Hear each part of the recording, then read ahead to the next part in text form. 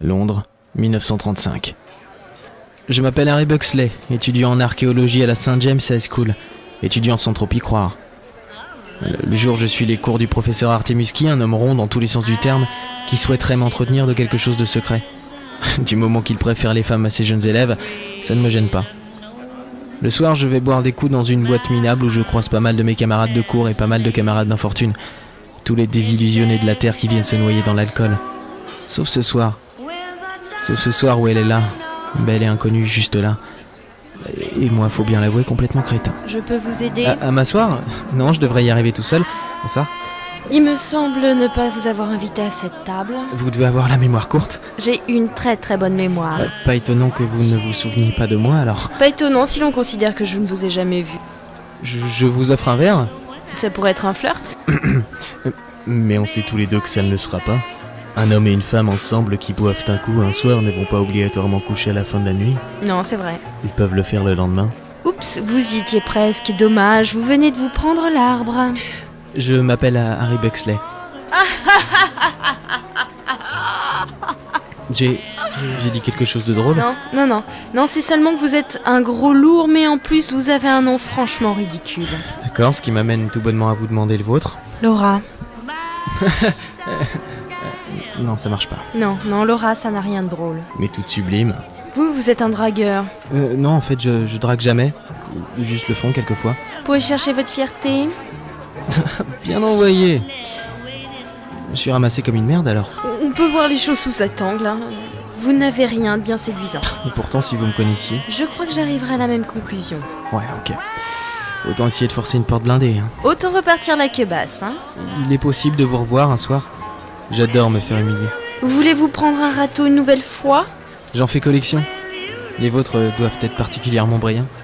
Et surtout rares pour un collectionneur comme moi. Qu'est-ce que vous attendez de moi? De me mettre dans votre lit pour après vous pavaner auprès de vos ridicules petits camarades de classe?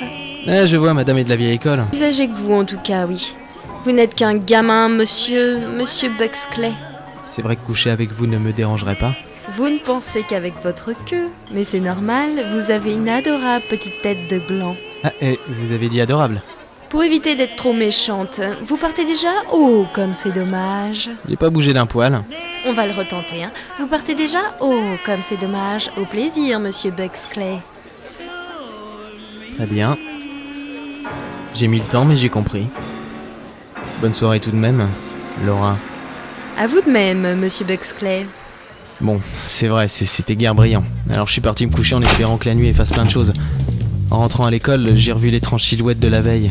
Toujours aussi fine, traînant ses guêtres dans le jardin de l'école.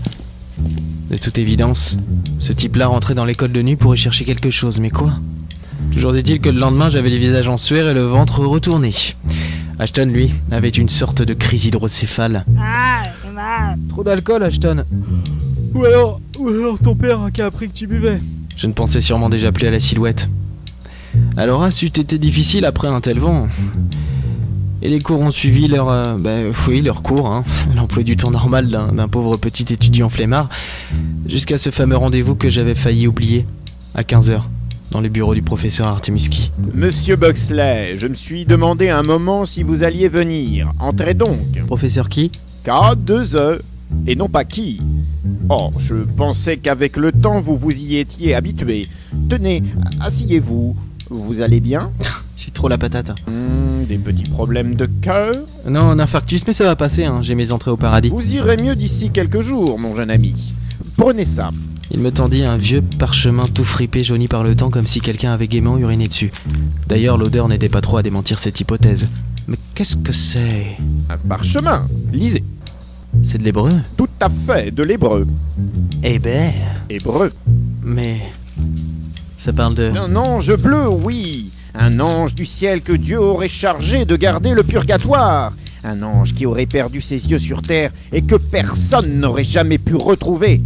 Une légende oubliée, monsieur Buxley. Sauf par ce parchemin. Lisez plus bas. Et ce sont des insultes en hébreu? Oui, sur ce passage, l'auteur s'est enflammé contre un type qui lisait par-dessus son épaule pendant qu'il écrivait. Ça peut arriver à tout le monde. Non, plus bas, plus bas. Ça parle de l'Égypte, non? Et d'une quête, monsieur Buxley, une quête pour retrouver les yeux de cet ange. 2 gigantesques pierres précieuses gardées au fil des temps par je ne sais combien de peuplades. Le porteur des yeux de l'ange a sillonné le monde. Dieu sait où il a bien pu les laisser. C'est le cas de le dire. C'est stupéfiant cette découverte. Mais en quoi j'interviens là-dedans, moi? Je voudrais que vous m'accompagniez pour un long voyage, monsieur Buxley. Je voudrais que vous m'accompagniez à la recherche de l'ange bleu.